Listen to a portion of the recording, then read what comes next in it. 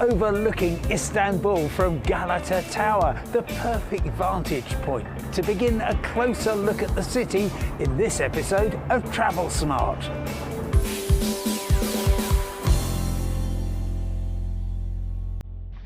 Of course, Istanbul is renowned for its cafe culture. I'm sitting here enjoying the new Galata district, overlooking the Bosphorus with Asia in the background. If you are visiting Istanbul, here's some of our other recommendations. Ara Cafe is a wonderful location, the interior featuring the amazing photography of owner Arugula, a world-famous Turkish-Armenian photographer. It's a great space, whether inside or outside, to take in the vibe of the area. The speciality here at Kızılkayalar is the wet hamburger. Yes, it looks like a hamburger, but it's been soaked in tomato sauce and garlic. Absolutely delicious, especially when you wash it down with ayran, which is kind of yogurt liquid. Dandin Bakery is a beloved patisserie, the cake and pastry buffet being a particular treat at reasonable prices. I think I've discovered the branch of Starbucks with the best view in the world. Yes, I've just bought a £2 very tasty cappuccino. The view, though, absolutely priceless across the Bosphorus to Asia.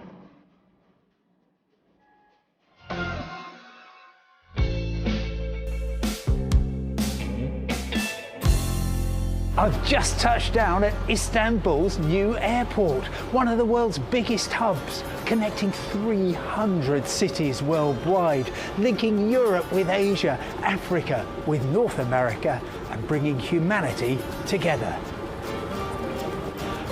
Unlike many other big airports, Istanbul is really just one terminal, which makes it much easier whether you're arriving, departing, or connecting. I was actually very fond of Istanbul's old airport. It was almost in the city centre, but by the end it was getting very congested. Operations really started up here in 2019, and unlike many other big hub airports, well, Istanbul is a single terminal, a giant single terminal.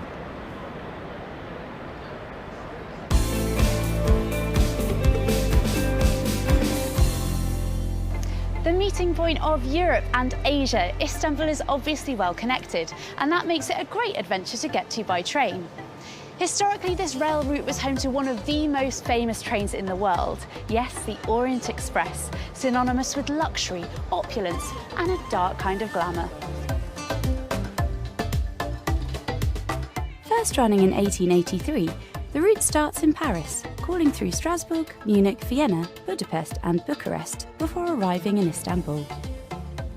This historic train ceased serving Istanbul in 1977 and stopped running altogether in 2009.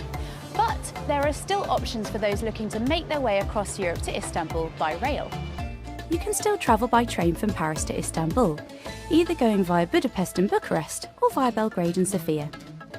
Both routes take 4 to 5 days, involve one or more sleeper trains, and give travellers the chance to see other exciting European destinations along the way. My top tip: check out rail guru Mark Smith's website, seat61.com, to find out exactly how to do it.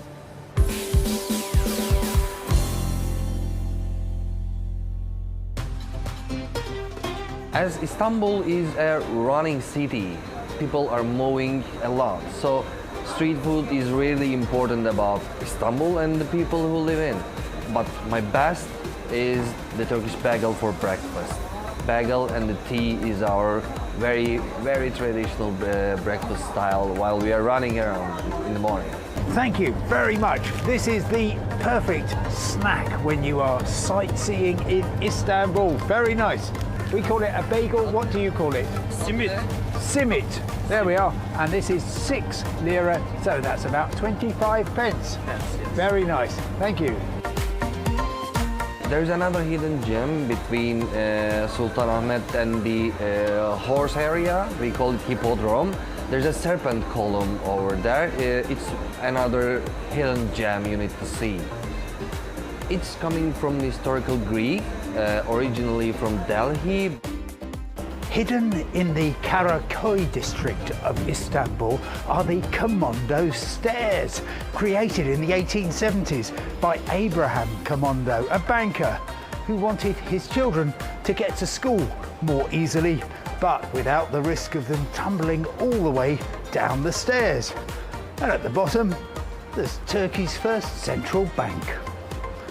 Commando Stairs, it's one of the most picturesque location in Istanbul because that architecture you cannot find anywhere in Istanbul. That design is iconic, so it's one of the most picturesque location.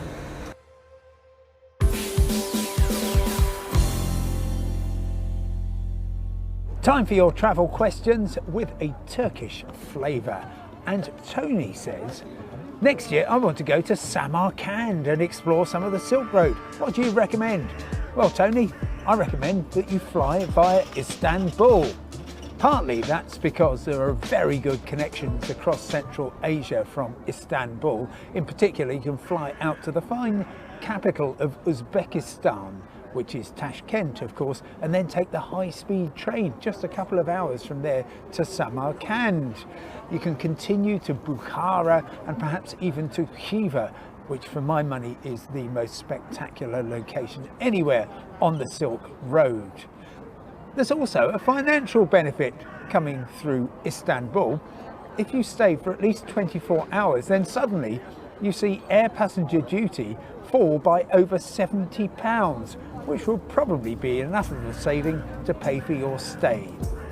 Next, Daryl says, why are flights to Turkey so expensive compared with Spain? Well, simply a matter of distance.